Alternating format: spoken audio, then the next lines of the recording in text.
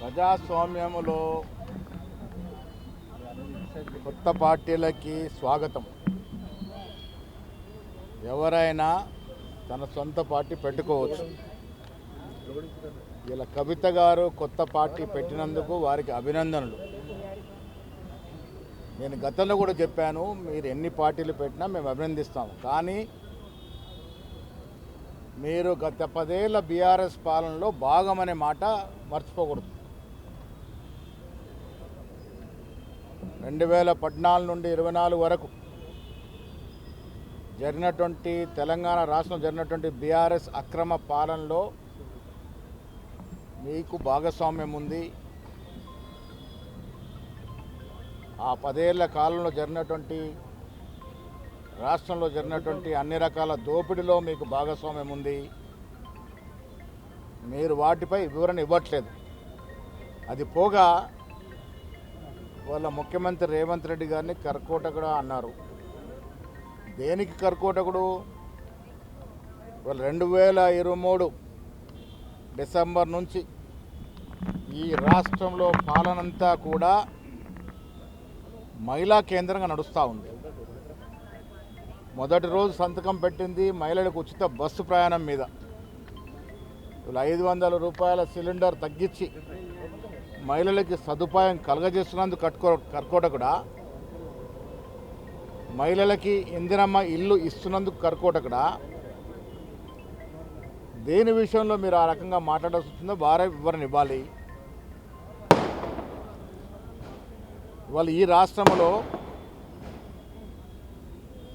ఖర్గే రేవంత్ రెడ్డి గారి ఆశీస్సులతో ప్రజల ఆకాంక్షల మేరకు పాలన జరుగుతూ ఉంది. గ్రామ స్థాయి నుంచి రాష్ట్ర హైదరాబాద్ వరకు అన్ని రకాల ప్రజలు సంతోషంగా తృప్తిగా ఉన్నారు. పార్టీలు ఎన్నైనా రావచ్చు, కానీ ఈ రాష్ట్రంలో 2.5 ఏళ్ల తర్వాత జరిగే ఎన్నికల్లో మాత్రం మళ్ళీ కాంగ్రెస్ పార్టీ అధికారంలోకి వస్తుంది. ఎందుకు ఇంత బలంగా చెప్తా ఉన్నానంటే, ఈ రాష్ట్రంలో కొత్త రాష్ట్రం ఏర్పడిన తర్వాత 10 ఏళ్ళు బీఆర్ఎస్ దోపిడీ తర్వాత ఇవాళ నిజమైన ప్రజాపాలన కాంగ్రెస్ ప్రభుత్వము అందిస్తూ ఉంది. రేవంత్ రెడ్డి గారు దాని నాయకత్వం వహిస్తూ ఉన్నారు. ప్రజలు సంతృప్తిగా ఉన్నారు. కాబట్టి ఇలా కవిత పార్టీ వచ్చినా, రేపు ఇంకెన్ని పార్టీలు వచ్చినా కాంగ్రెస్ పార్టీ 50 నుంచి 60% ఓట్లు తీసుకొని మళ్ళీ అధికారంలోకి వస్తుంది. కేసీఆర్ చుట్టూ గుంటనక్కలు ఉన్నాయి అంటున్నది.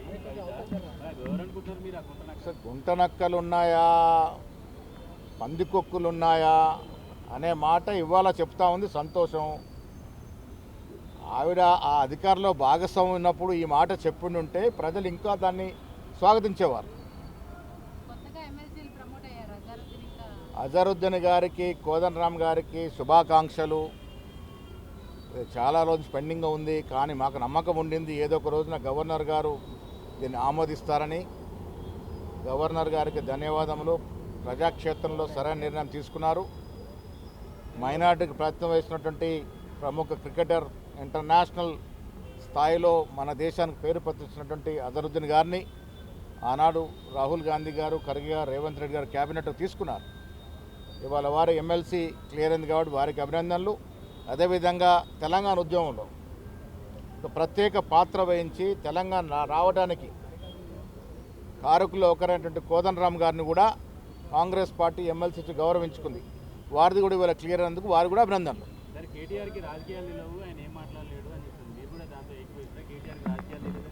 నా కేటీఆర్ గురించి ఈ దేశంలో అందరికన్నా ఎక్కువ కవిత గారికి తెలవాలి. తోబుట్టు కాబట్టి ఆవిడ అంటుంది కాబట్టి నిజంగానే రాజకీయాలు తెలియకపోవచ్చు.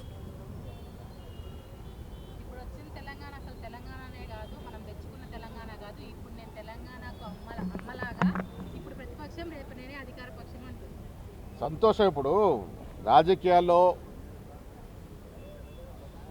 ఆశ ఉండాలి. ఆశ ఉంటేనే రాజకీయాల్లో రాణిస్తాం. అత్యాశ ఉండకూడదు.